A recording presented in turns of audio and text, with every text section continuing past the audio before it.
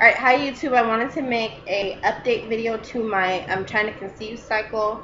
Today's cycle day 30. And I wanted to go into detail about the at-home intracervical insemination because I forgot to mention it in my last video. So here it goes. Like, this is a description of what happened. So we've done the at-home ICI. That's the shortened version of it, of the name, intracervical insemination. We've done the at-home ICI 3 times now, and the first time was like nerve-wracking for both me and my husband. Like, I wasn't like sure. Like, after the sperm was ejaculated into the sterile cup, like it looked so weird. I was like, how do you suck this up? But then I had done research prior to this, and it said you have to wait for the sperm to liquefy after 10 minutes. I didn't know that sperm liquefies after 10 minutes. Actually, 5 minutes it really starts, and then after 10 minutes, it's you can suck it up with your syringe or whatever. And so, yeah, the first time I sucked it up, there was some air in there. Air got into me. It was just like kind of sloppy, and it was our first time. So yeah, and then the second time was kind of, okay, got the hang of this. It was easier. So what you do, you wait for the sperm to liquefy after your partner, spouse, their sperm donor ejaculates into the cup. Then you wait at least 5 to 10 minutes. Sometimes people even wait 20 minutes, and then you suck the sperm up into your needleless syringe. You point the syringe upwards so that the nozzle that pours into you goes upward, and you tap out the air bubbles. You will get air bubbles. Tap those out. Might take a few minutes, and then you insert it inside of you like you're inserting a tampon. That's what it is. So you're inserting your needleless syringe, and then you push the ejaculate into you slowly. And then you're done. And afterwards, you should put it in a soft cup. I found that out the hard way. Soft cups do come in handy when you're doing at-home ICI.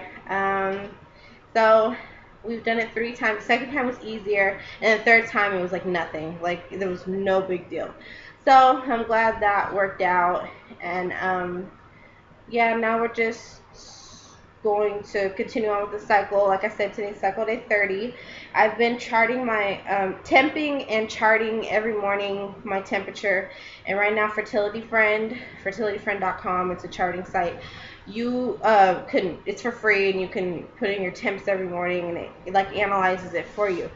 So anyway, Fertility Friend thinks that I am 8 days post-ovulation today based on my temperatures going up. But I noticed like today that they're dipping back down. So maybe that's a sign AF is coming, or maybe I didn't ovulate, or whatever. The only reason why Fertility Friend thinks that I'm 8 days past ovulation is because my temps. I was taking OPKs. I never got a positive. I did my fertility monitor for 7 or 8 days, and I got 1 day low, and then what was it? Then 7 to 8 days, like 6 to 7 days of high. So it got stuck on high, and that's what happens your first cycle with the CBFM Clearblue Fertility Monitor.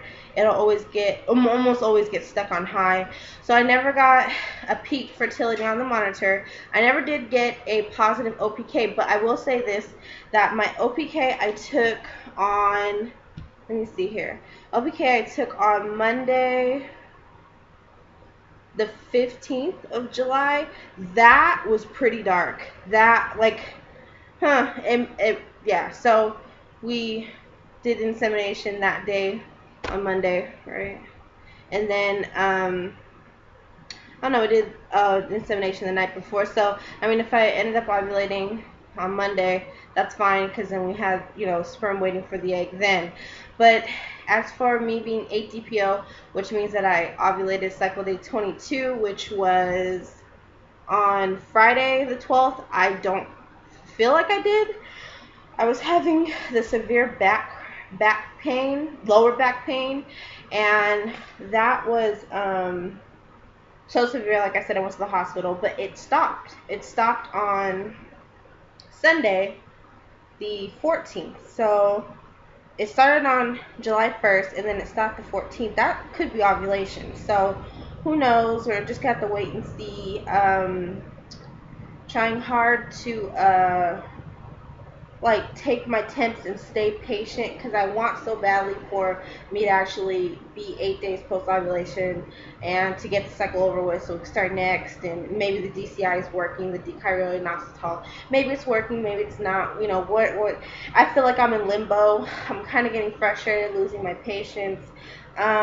I will say this though, that the DCI is clearing up my skin, like right here, it's clear, and then it's but then it's causing like hair to grow, like excess hair to grow faster.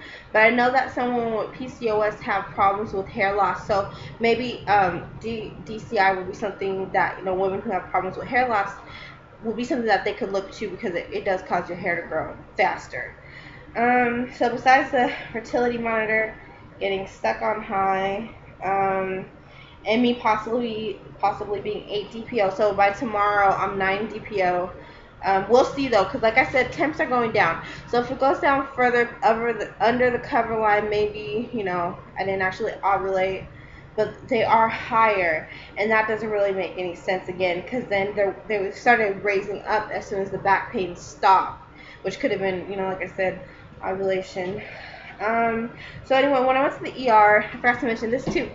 I went to the ER, they weighed me, and it looks like I gained back all of the weight that I lost except for like minus 10 pounds. So I have a lot more work to do to get back down to where I was last year. Last year around this time I was starting to gain weight again. I need to get back to where I was last year in March 2012, because I was like really, not thin, but I was really like, it looked like I was working out and stuff. But like kind of disappointed about that, and like disappointed about possibly not ovulating and being already cycle day 30 without AF. Oh, and then too, I think Fertility Friend I forgot to mention this.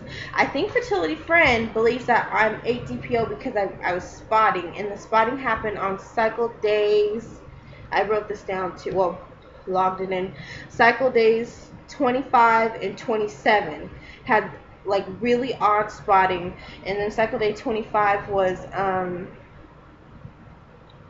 3 DPO, and then cycle day 27 was 5 DPO. I had like a really weird temperature drop on 5 DPO along with the spotting, and then the spotting on 5 DPO was like it was bright red, really heavy actually for about 2 hours.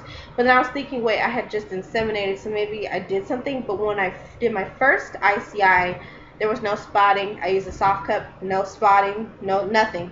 So and then the spotting on the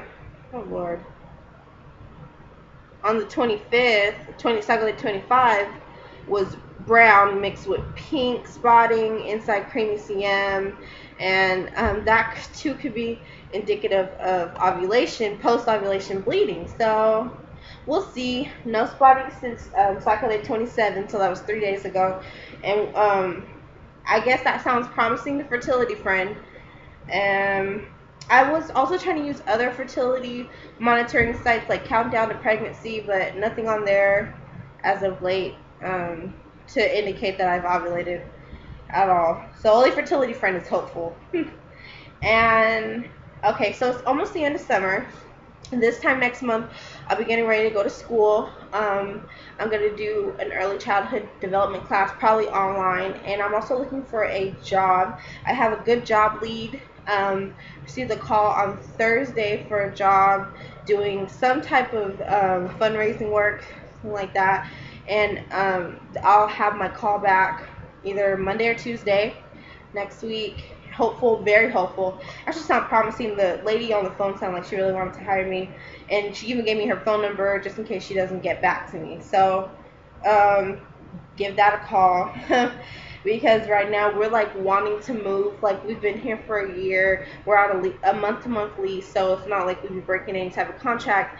But it's just like this whole place just feels like so old to me now. I mean, I'm grateful to have somewhere to live, but really wanting to get up and get out. So if I find a job, coupled with my husband's income, we'll be able to move again if we want to.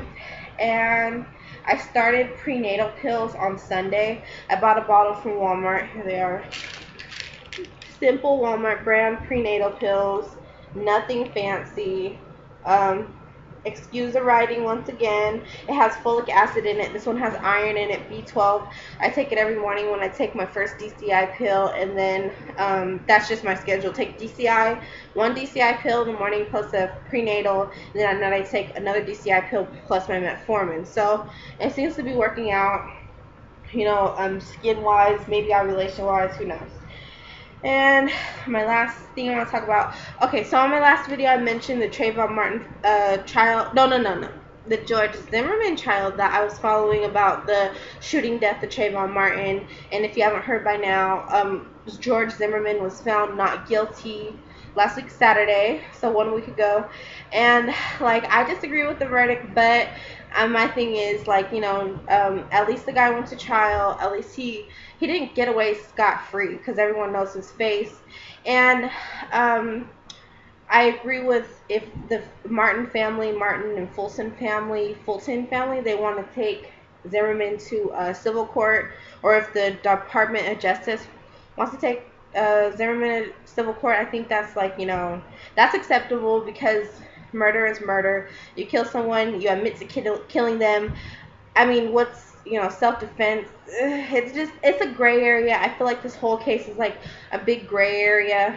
On I know some people on my personal Facebook page and on my Trying to Conceive Facebook page, I noticed some people were getting kind of out of hand about the verdict and posting stuff that bashed Trayvon Martin. And I don't agree with bashing someone who is deceased, who can't defend themselves, whom we've never met, etc., etc. I mean, you have to give respect to the dead. I mean, George Zimmerman is the only one who lived to tell the tale. We don't know what happened that night. All of the defense had their side, the prosecution had their side.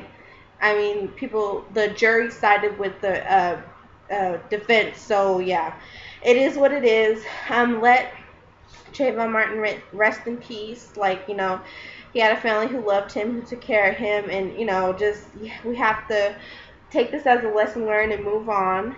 Like I said too, I don't agree with the verdict, but I mean, just let Trayvon rest. We don't know the boy; he's just a child. So anyway, one of those things. So besides that, just wanted to cycle update. If anyone has any questions about the at-home intracervical insemination, you could ask. It's pretty simple, like I said, like putting in a tampon. So yeah. Anyway, that was my video. If I have anything else to update with, if I start AF or maybe get a BFP, I'll update. But thanks for watching.